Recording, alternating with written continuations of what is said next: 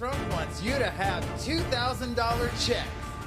And other funny jokes are on the way. Today we're extrapolating the news on a new bill requiring gender-neutral bathrooms in New York.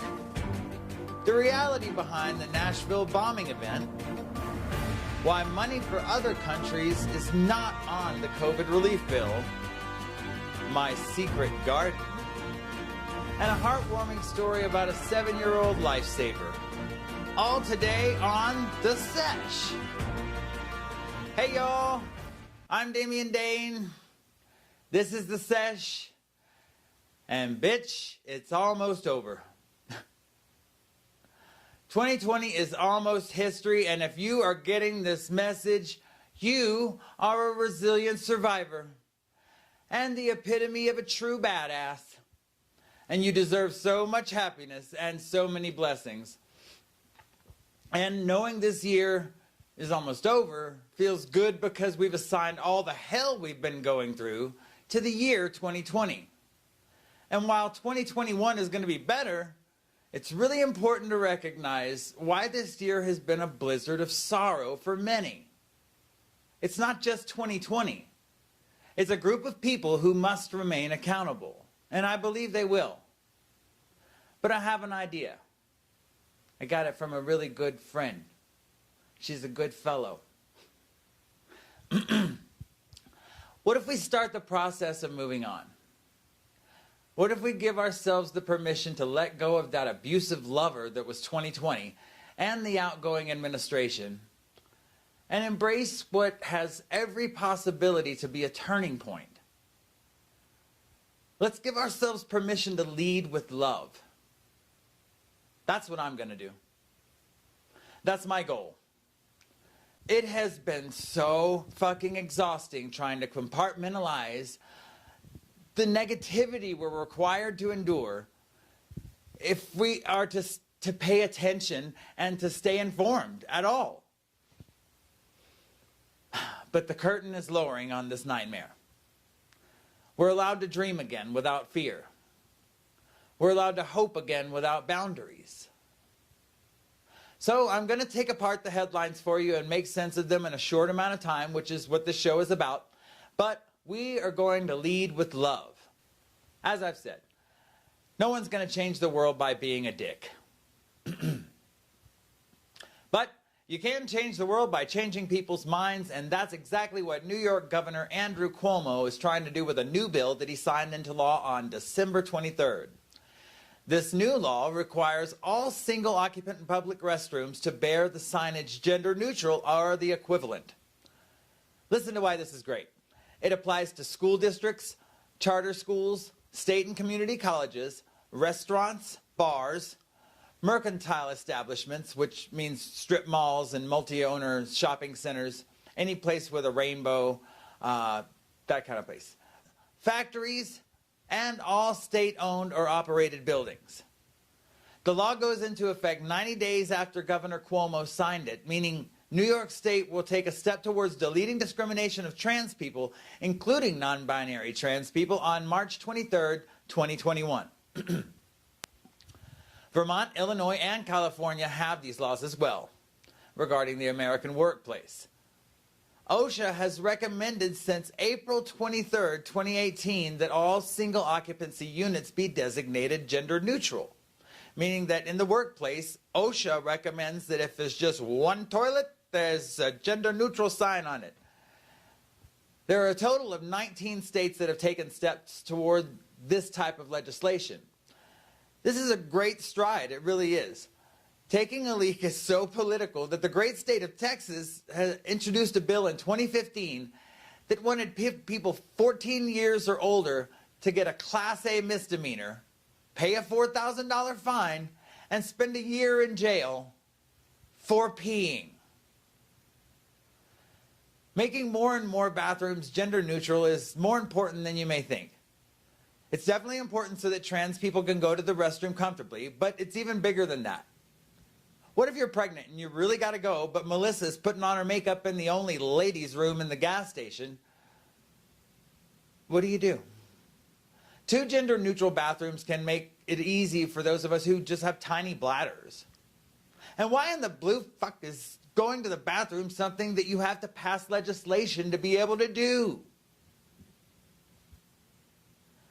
The Nashville bombing event, okay, so some guy named Anthony Quinn Warner drove his RV early on Christmas morning to the front of the AT&T transmission building in downtown Nashville, started playing that song Downtown really loud. Do you remember?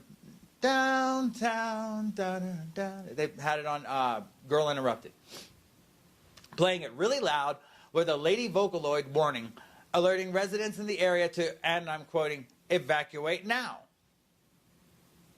Officers came to check it out, and luckily there was no one killed when the explosive inside the RV detonated.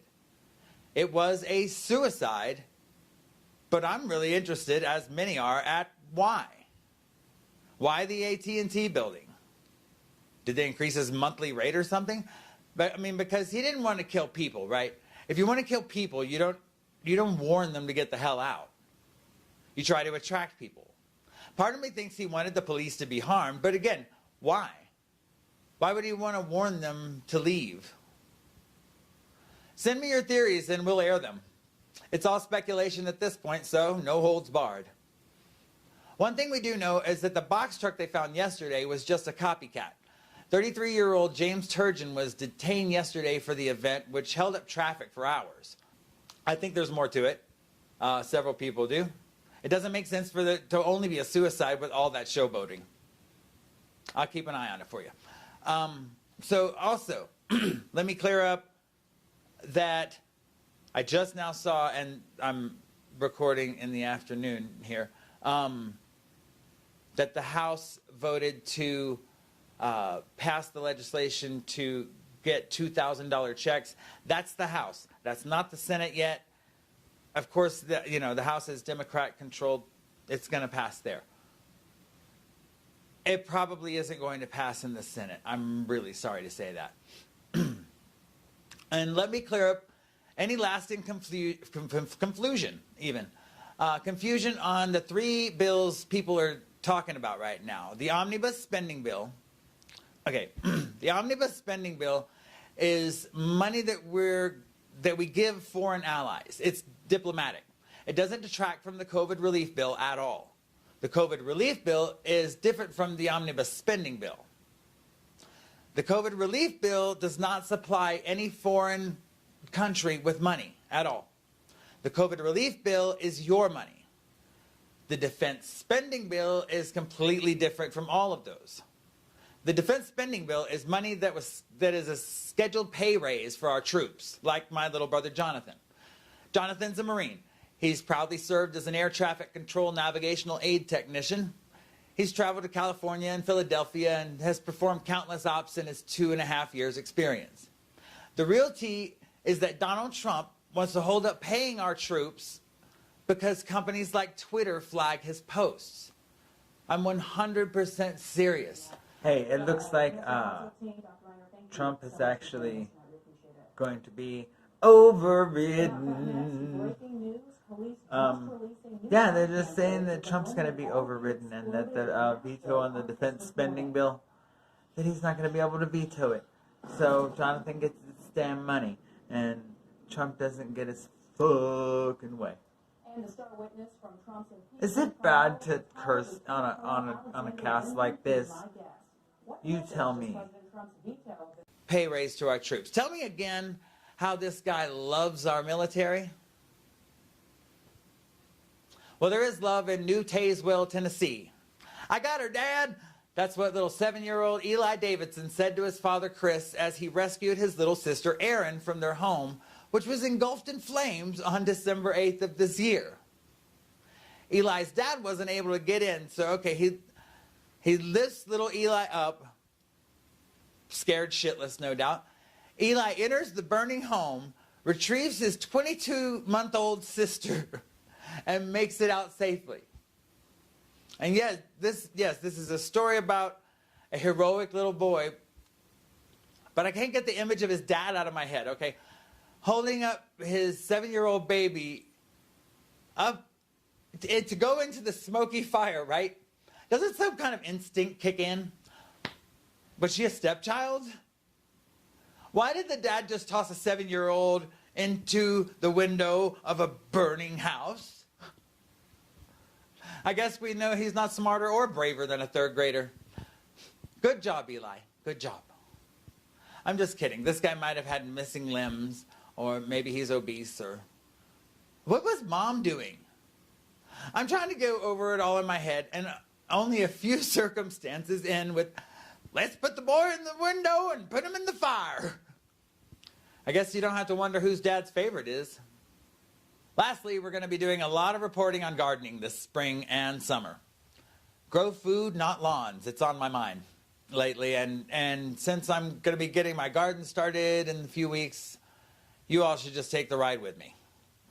I'll be consulting with my garden correspondent, Caleb Glass, and other green thumbs that want to offer tips for the most abundance. Please let me know if you want to be part of that. That is going to be a lot of fun. Yes, 2020 is almost over, and that is good on so many levels. It means we can all take a collective breath and hope for better days after this sadistic shit show of a year is finally over. It means that all of these people to which Trump has been so mean, people to which he has lied and taken money from, will finally have some solace as he withers away into nothingness. It means Joe Biden can finally begin governing and trying to work across the aisle to get things done. And of course it means that the outgoing First Lady of the United States will never have to worry about that fucking Christmas stuff again. And Trump can work on his swing. Seriously, go look up that video of him slicing yesterday or today or both, because he's been golfing too much.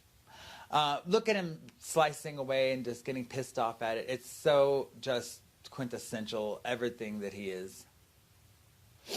My guess is that he is about as good at golf as he is at elections. He probably should have stuck with putt-putt. Hey, I have an end-of-year special coming up with footage that I got from the Biden victory celebration in the streets of Denver here. Live video shot by Pasha Eve during the Black Lives Matter protests, and even some of the live performances, the drag performances that kept my spirits up when I was on lockdown, scared shitless in Texas. It's going to be a lot like every year-end special this year, disturbing with glimmers of hope. Answer this episode's question, if you would, for me. Would you feel safer traveling to another country if they require a COVID test upon arrival? Coming up next episode, we talk about the already emerging COVID vaccine black market, as well as 2 really insightful interviews. Join us, because when we die, we only get to take our memories and the truth. I'm Damien Dane for The Sesh. Fear not, love forth.